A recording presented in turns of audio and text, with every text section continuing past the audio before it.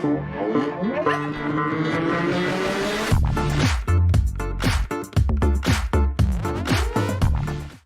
welcome back, everybody, to Team Engineered.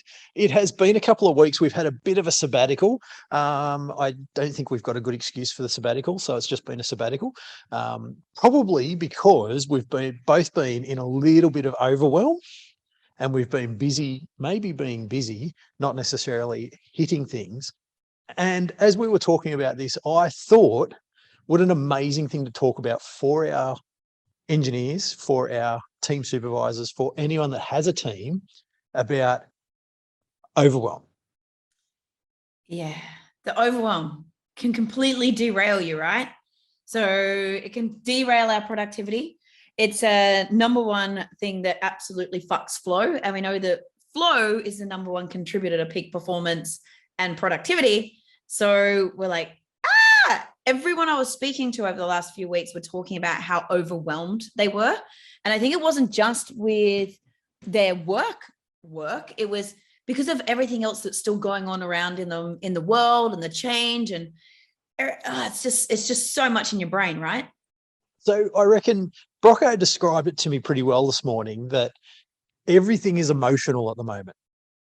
Ooh. And I think that's a really good description, that, it doesn't seem to matter what we're playing with at the moment. Just everything seems to be emotional and emotionally charged. And I reckon it's probably a pretty cool description when you think about it, is that we're reacting to just about everything. And, whether it's like there's been interest rate hikes, there's been, COVID talk, there's been China can't get freight out, there's wars going on over in Europe. Like, there's all this stuff that's now emotionally charged. And I reckon that was a really, really good description, because that's where we react from, is our emotions. Yeah, 100%. Well, I think we talked about the other day that overwhelm is actually like the manifestation of stress, and that it's like that emotional state comes from our brains dumping chemicals down our spinal cord, so and up into our neocortex. So it's like our fear center freaks out. I reckon let's pause for a sec. Pause. Now, before we geek out on all the really scientific bits, let's quickly go through a few of the things that we might feel or notice that's overwhelm. That's actually overwhelm. Ooh, okay. So do you find yourself having a heightened sense of distractibility and like that persistent feeling of like being rushed or in a hurry? That'd be one of them. Oh, shiny things. Oh, the shiny things. Hey, let me just fix this over here. Oh, hang on. I've just got to fix. Oh, I'm thinking that one is the inability to sustain full attention or thought to either a conversation, an image, a schematic, a conversation, a sunrise, a sunset, just like, the distractibility, shiny things. Yeah. And so it's that restlessness, isn't it? Like, so the first one was, I'm finding it hard. I'm finding that I'm distracted very easily. And, I'm using that as an excuse to go off and do something else.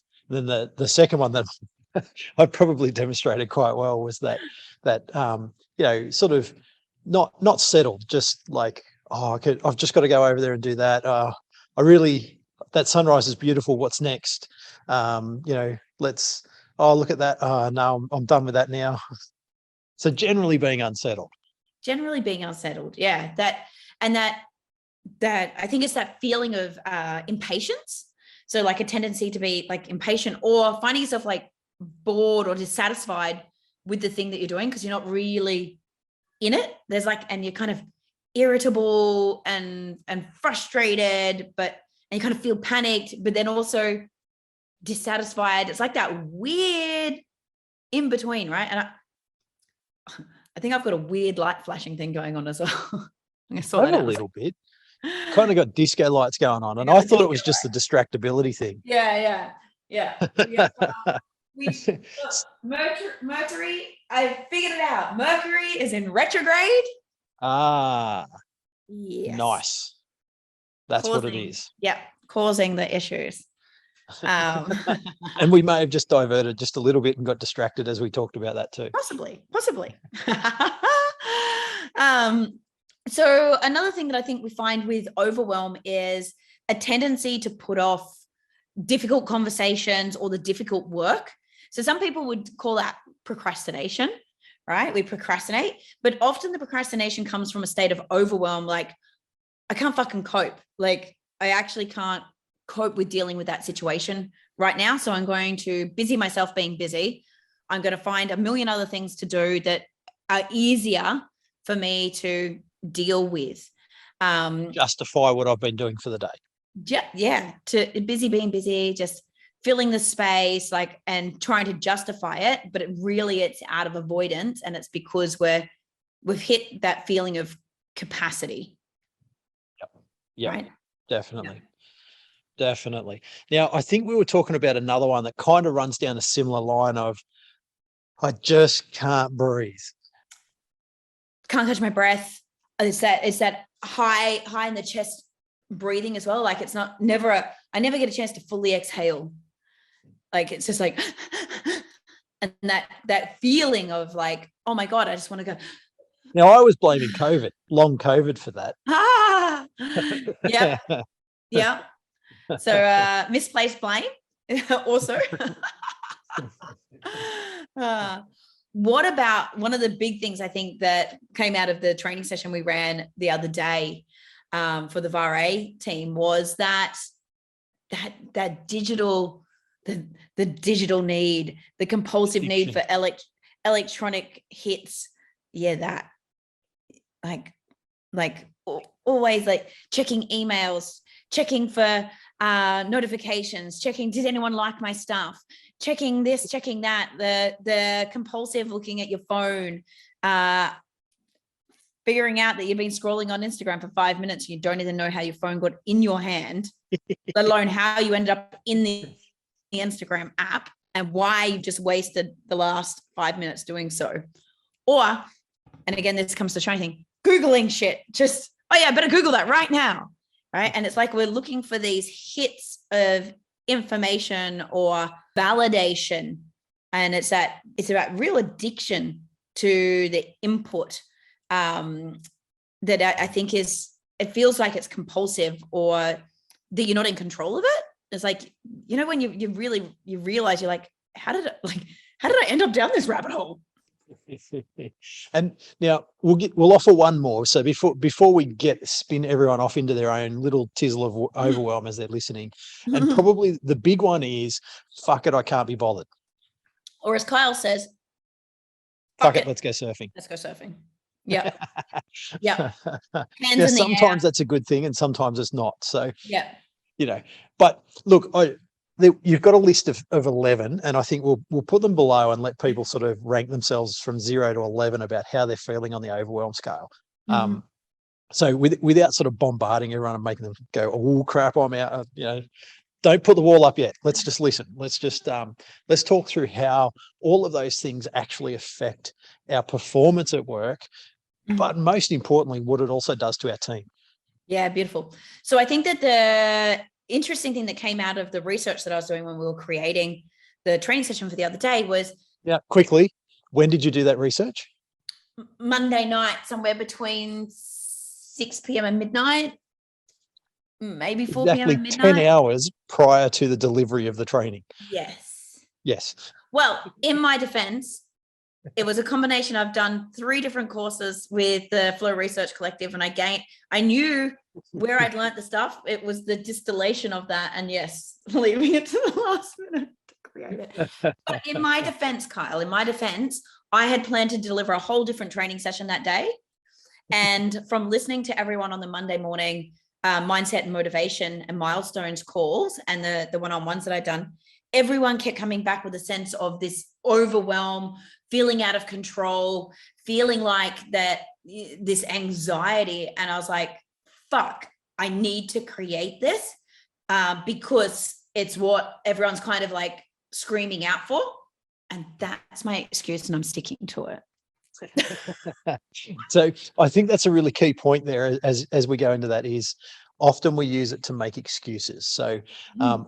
I know myself that after we went through all of that training stuff, that I did notice a lot of things that I was doing that is just purely with a bit more awareness, I can sort of park them and be more productive in what I need to do, and certainly bring myself down a couple of notches. So I think that's a really interesting point, is that often we use it as an excuse to do other things rather than the hard things that have to be done, or the hard conversation, or just actually keep marching in a straight line rather than this wiggly line that I don't know, gives us some validation about how we're feeling.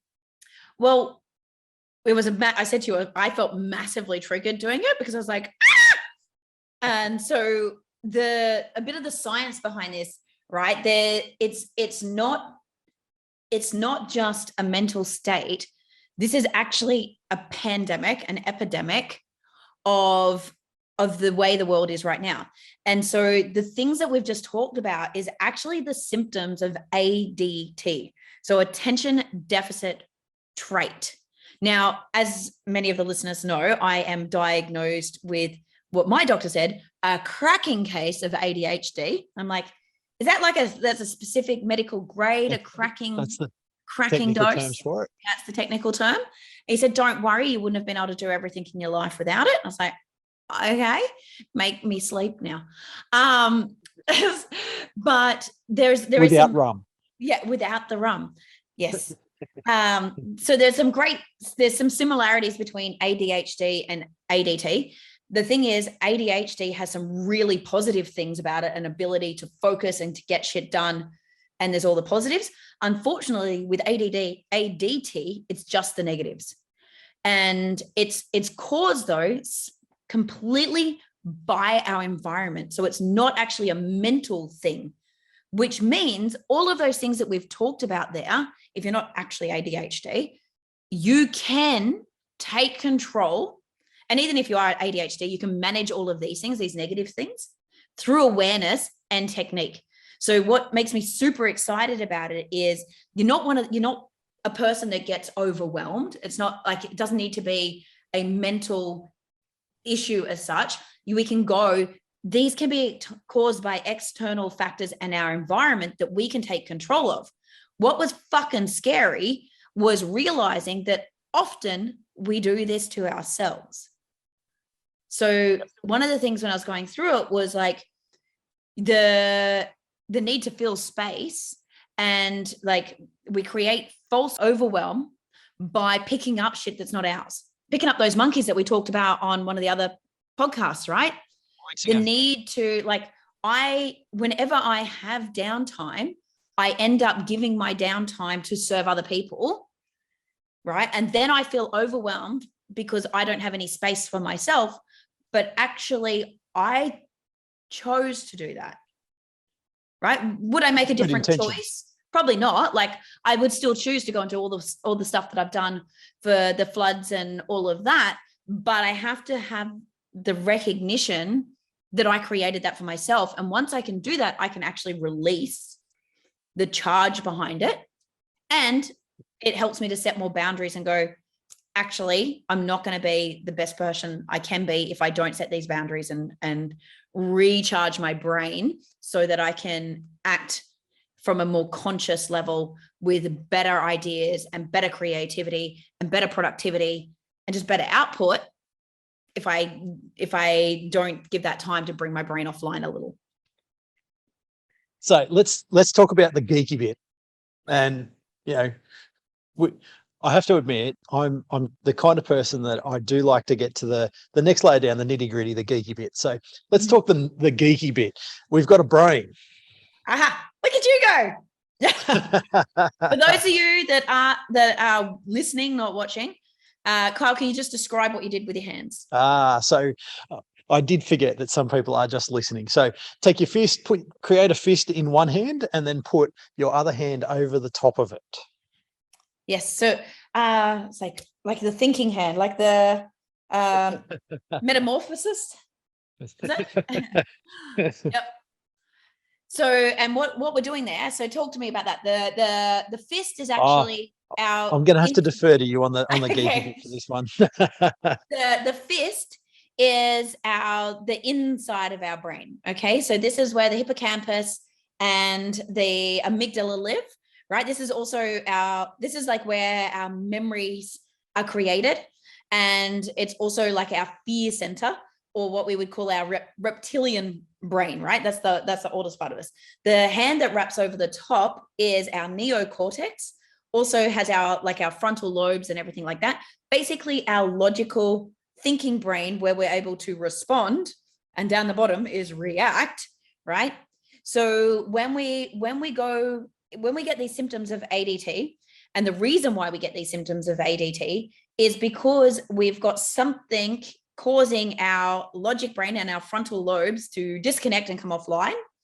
And where that comes from is our fear center. So something has made us feel fearful. Anxiety causes fear, the unknown, that sense of I'm missing something, I'm not getting enough done, everything could go fucking tits up at any moment, right? And so that's triggering memories from our amygdala and our hippocampus to throw, this is the geeky bit we're talking about, cortisol and neuroepinephrine down our spine and back out into our neocortex to say, fuck, flight, fright, or freeze, panic, freak out, brain go offline. Run, Forrest. Right? And we run for digital distraction. We run for busy being busy. We run for the things that we can, or we think we control, right? Rather than the things that are kind of scary, the things that we're not controlling, which is maybe big picture thinking, creativity, having tough conversations, doing bigger picture work, because we're in fight, flight, or freeze. And I think it's important to sort of focus in on, when we talk about emotions, that, there's not a lot of true emotions, and that fear actually encompasses quite a lot of other things that we might experience or feel, because it's very, very hard to actually describe an emotion, but we certainly know how we feel something. So fear as an emotion actually covers a lot of feelings that, when we distill it right down, is actually fear and driving all of those things. Wow, I feel like you finally found a use for Braving for Atlas of the Heart from Brene. We were like, we really want to use this book for something. There it is. Going through and being able to label emotions and figure out how they all collate into the one thing. Excellent. But I think the key thing there is understanding that these emotions, these feelings, and this comes from chemicals in our brain, and that once we understand that and have the awareness, we can look at how we can take control of it and how we can balance those things, right? So it's really interesting how a lot of those things actually relate back to fear. So, the phone that we spoke about is the fear of missing out, like FOMO. Fear is the start of that. The busy being busy. Well, am I being judged? And how people are thinking poorly of me? I'm fearful of that. And so it's really interesting to think about how all of those things actually channel down to a fear response. And I think that's where we need to have those awarenesses and just journal it out, just jot it down. Like, okay, what's coming up? And we talk about this a lot when we procrastinate or we don't do things, recognizing what was the permission you gave yourself in that moment. And like, it's hard to drop in and notice that, because sometimes we want to push it aside. But once you do that, you'll be able to understand and backtrack what is causing your ADT and your overwhelm, so that you can start to minimize those factors and take control of your life and your productivity, so that you can be the person you want to be and live the life you want to live, right? Now, I reckon this is a really good point to segue off a slight little bit and talk about, how does this affect our team? Oh, well, think about it. If we've got people constantly operating from a place of fear, right? Constantly reacting to the signals that are the chemicals that are coming from their brain, and they don't have their neocortex online, they don't have their frontal lobe online being able to be logical. So the other thing that overwhelm does is it removes our ability to logically think. It removes our sense of humor. It removes our creativity, right? So if we think about that, if we can't be creative, how can we problem solve in the best possible manner, right? So what I heard was I turned into a grumpy, boring person. Yeah, you turn into Oscar the Grouch. Yeah, with the whole and look, if you want to really play it out, you know, I'm the grumpy, boring dad that whinges about turning the bloody lights off. Yeah, is it even? Why are we focusing on that? Yeah, because, and you know why? Do you know why that is? Because that becomes something you can control, right? Trying to change, say, a child's energy or attitude might feel out of your control, but turn the fucking lights off, in your control. Right? Oh, then we start going down a rabbit hole. It's like, oh my God, my fucked up brain, like the psychology behind all of that. But it's how we also respond to our team members. Like, do your fucking timesheet. You know, yeah. Go and clean the workshop. Why is that stuff out? Why is that there? Pick it up. It's identifiable by the why is this happening? Why? Yeah. And so that when we're in that dictator mode, like if we're a boss and we're in overload and overwhelm, and then we start projecting that stuff and trying to like control the stuff that's what we perceive as in control, we're taking away the free agency of our team. We're also making them feel like we don't trust them. And one of the other huge contributors to flow, and again, remember, flow is the number one thing for peak performance, is having autonomy or feeling like we have some sort of autonomy and freedom. Yep. So when we have dictatorship coming from above, we take away that free agency, which takes away their ownership over something, and therefore diminishes their desire to contribute on another level, which is why we end up with more people in the passenger mindset, right? Rather than the driver mindset, because we've taken away all of those things. And they're asking more questions, which is taking more time out of my day, which is making it harder for me to do my things, which makes me feel more overwhelmed, which means that I project more onto my team, which means that they ask more questions. What a disgusting cycle that is. It's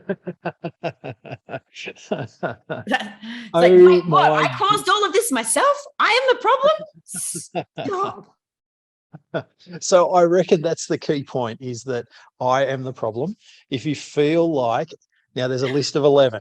There's a list of 11. Okay. They're down below. Rank yourself on all of them. Remember that you're in control of just about all of them, if not all of them. And the important thing is if you want to do one thing that's going to reduce your overwhelm, cross one of them off your list. You have the power to do it. You can do it.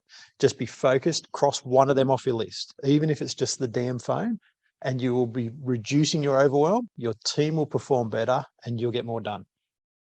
And imagine you taught that skill to one of your team members. Amazing. Amazing. Craziness. Now, as a final piece, Jade has some amazing training for this. If you want to get that training, you only need to reach out to Jade. The details will be below wherever you're listening. And there's an amazing training program on that. It doesn't take long. It's about an hour worth of content to consume. There's a lot of great info there. So if you want to catch that, by all means, dive in. Otherwise, cross one of those things off your list that you see below, and you'll find that your overwhelm's reduced. Yeah. Awesome, guys. I'd love to share the Annihilating Overwhelm workshop with you. So like Kyle said, just comment below. The team will make it happen, or there'll be a link, something, right? And I challenge you. This is my challenge to you, though. Look at one of those items and cross it off. Get it off the list, move forward, and start annihilating overwhelm. Boom. Nice. Boom. Thanks, everybody, for listening. See you on the next one.